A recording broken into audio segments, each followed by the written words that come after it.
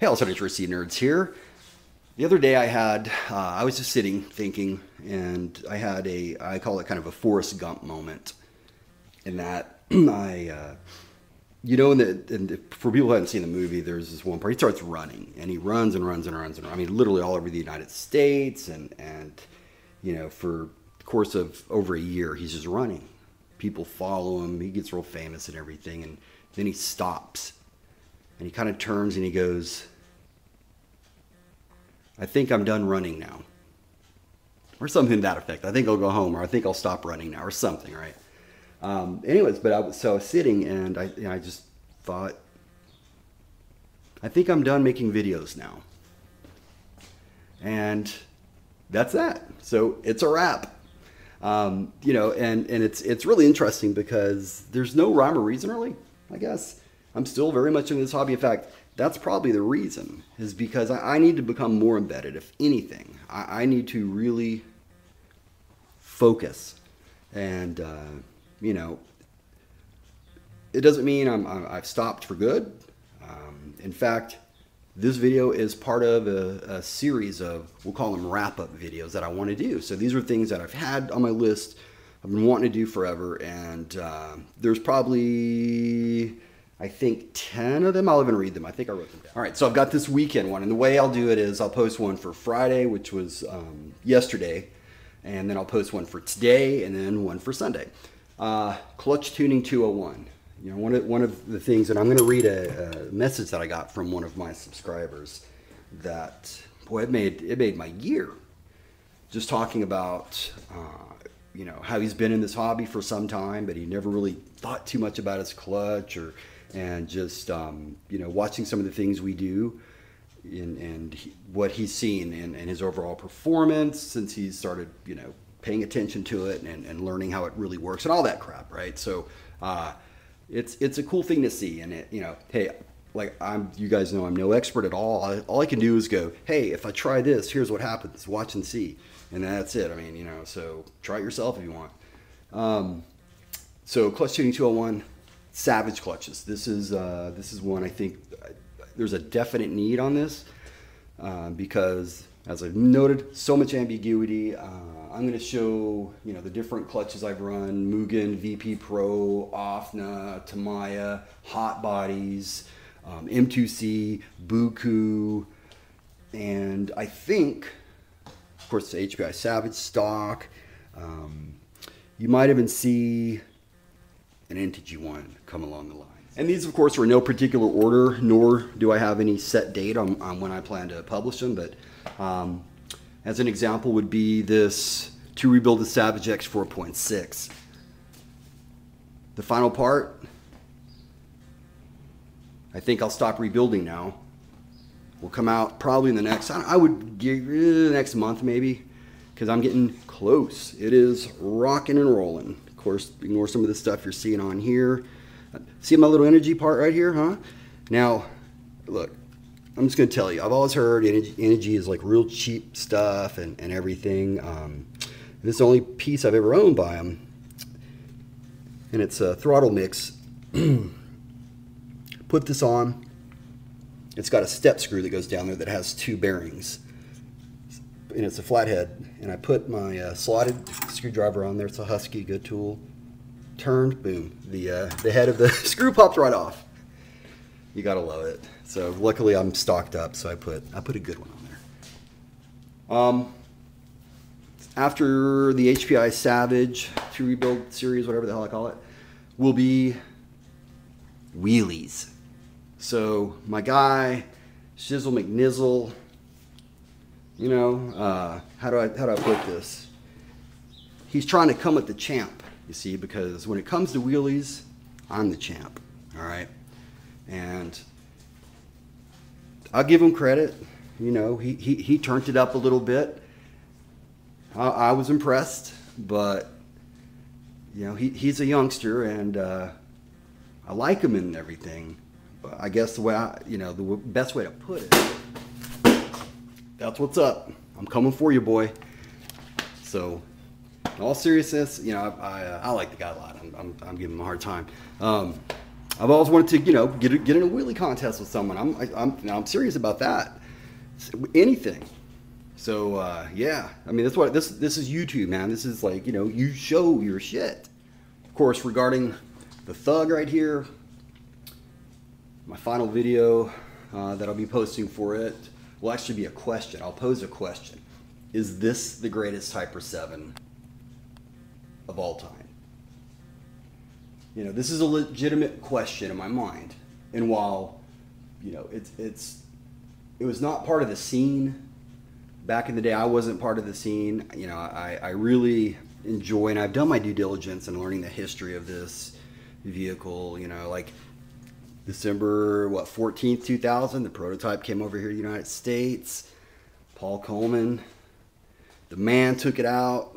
Had a little prototype of his PCR version, all that. I know the history of it.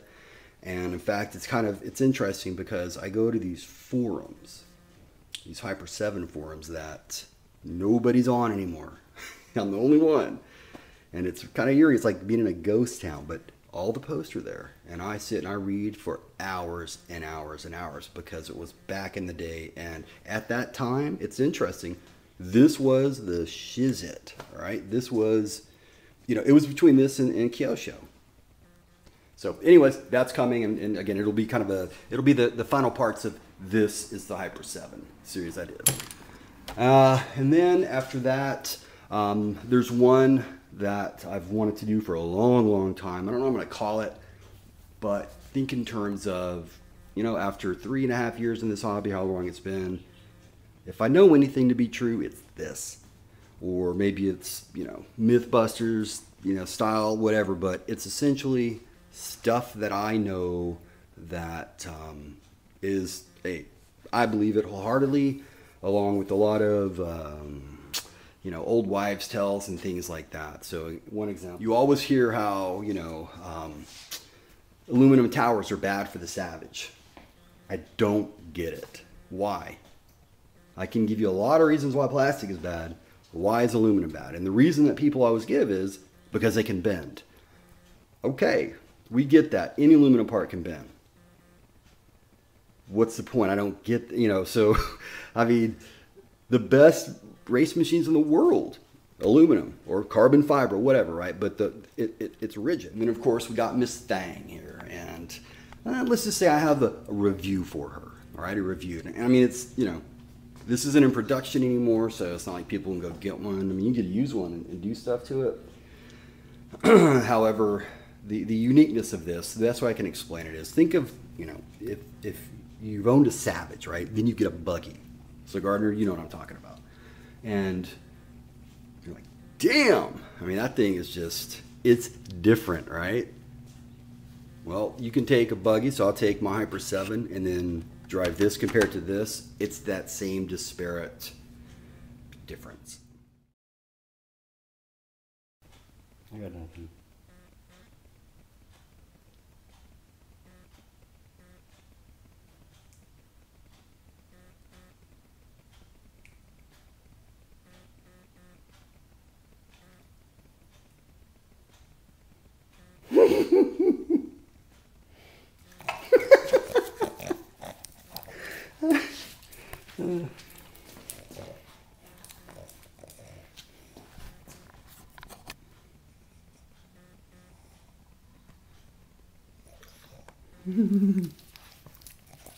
That's that.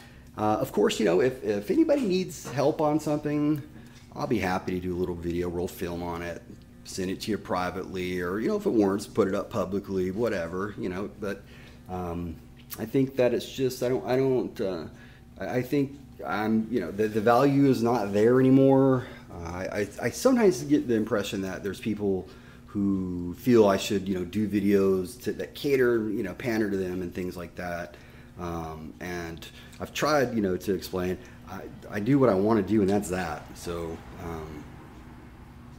but for the most part, I would say that our subscribers are top of the line, and it's been a real privilege. So, I don't know, I'm talking like I'm going somewhere. I mean, you guys come to www.nitrorcnerds.com. You'll see me there. You know how to get a hold of me at YouTube. I'm going to be watching y'all's channels. I'm going to be talking shit on y'all's channels and all that good stuff, right? So anyways, enjoy this boring video. A lot of you might have noticed that I stopped doing the Setup for Bashers video series, which was interesting because out of all the video series that we've employed, that one was probably, I was the most excited about that one. And I think in hindsight, it just turned out to be a bad decision because there was very little interest, which stumped me. I thought there would be a lot of interest in it, but you know, you can't, you can only lead a horse to water, right? So at the same time, you know, I still always have that chump, right, who needs help. And for those that don't know what I'm talking about, many of you do. You know, forever since Off No Hyper 7 review, the videos I do, I think of one person. I just think of this guy, a chump like myself, whose son or his daughter is into RC, Nitro RC, and he's trying to get it set up and running, and it's maybe, you know, the day after Christmas or something, and he comes across my videos and it helps him out. It happens a lot. You know, I get a lot of feedback on that, and that drives me. I do like that. So, but anyways, hoping he stumbles across this next video that I'm going to be publishing, which will be the only one from the Setup for Bashers, and that's differentials.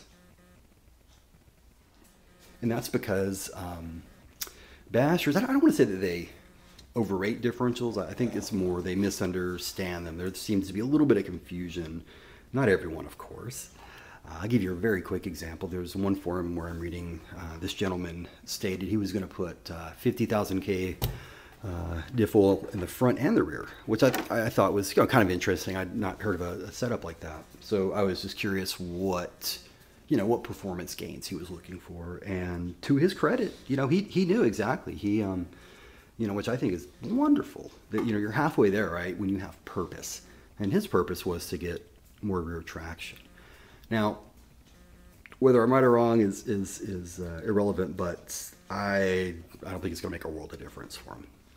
And, you know, because I can tell you, I think I'm somewhat, you know, adept with the feel of this Savage. I was getting there, right? I'm on what, like gallon 12 or something, but I mean, you could put 5K in the rear and then put 50K in the rear, and I couldn't tell you which was which. That's just, but he's right in that, you know, obviously something like that does affect your rear traction while turning. I mean, he read it, and I'm assuming in a, you know, somewhere in some online guide or something, you know, rear differential thicker means better traction when turning. And it's true to a degree though, right? So this is, if anybody, you know, did watch the series that I did on that, the ones I did, it's a clustered effect, right? Everything is in clusters, meaning you have to have a program. So if everything else is aimed toward keeping the rear loose, which I like to do myself on the Savage at least, but then he you know, 50K, it's not going to affect it. It's just not, the vehicle's going to fight itself. But